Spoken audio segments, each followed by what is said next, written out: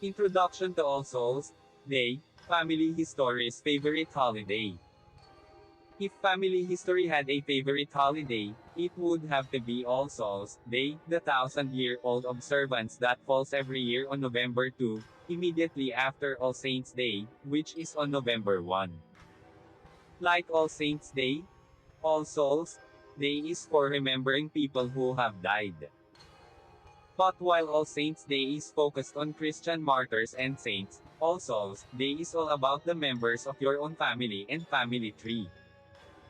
It's a day for being with family, visiting cemeteries, sharing memories of loved ones, and honoring traditions.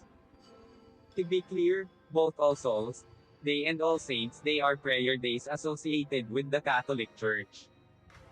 But members of other Christian churches also observe these holidays. In some parts of the world, the celebrations incorporate indigenous traditions and beliefs as well. Take Mexico, for example, and its famous Dia de los Muertos festivities. In Mayan culture, it was disrespectful to mourn for someone who had died. Hence the colorful costumes, lively music, and delicious foods that the day is famous for. When was the first All Souls Day? To understand the origins of All Souls Day, we should probably start with All Saints Day.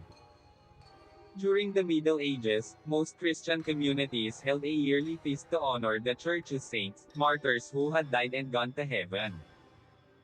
In time, this day came to be known as All Saints' Day, and the Catholic Church made it a holy day of obligation. Sometime in the 10th century, the Catholic priest St. Odilo of Cluny instituted All Souls Day, a day to pray for the souls of deceased family members, ordinary men and women who had lived good lives and were waiting in purgatory until they were worthy to enter heaven. The annual celebration became the final and third day of All-Hallowtide, right after All Hallows' Eve and All Saints' Day. How do people celebrate All Souls Day?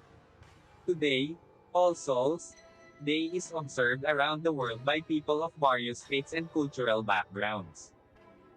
Some of the traditions are common to all people, no matter the language or country. But others are unique, and you won't find them anywhere else. Consider a few examples. In Guatemala, people fly kites at the Berelitz Gigantes Festival, or Giant Kites Festival. These kites can take months to build and may be as big as 65 feet across. You can write a note to your ancestor and tie it to the kite's tail for your ancestor to read in heaven. In Mexico, many people create private altars for their ancestors and decorate them with photographs, flowers, candy skulls, and candles. Disney made a great movie about Dia de los Muertos, but the real thing is even better. In the Philippines, people cook their deceased loved ones' favorite foods for a feast with friends and relatives. Many visit their ancestors' tombs, light candles, and even spend the night there. In Hungary, many people keep the lights on in their homes for the duration of the night and leave food on the table in memory of their loved ones. In Poland, traveling home for All Souls Day can be a must, similar to Easter and Christmas.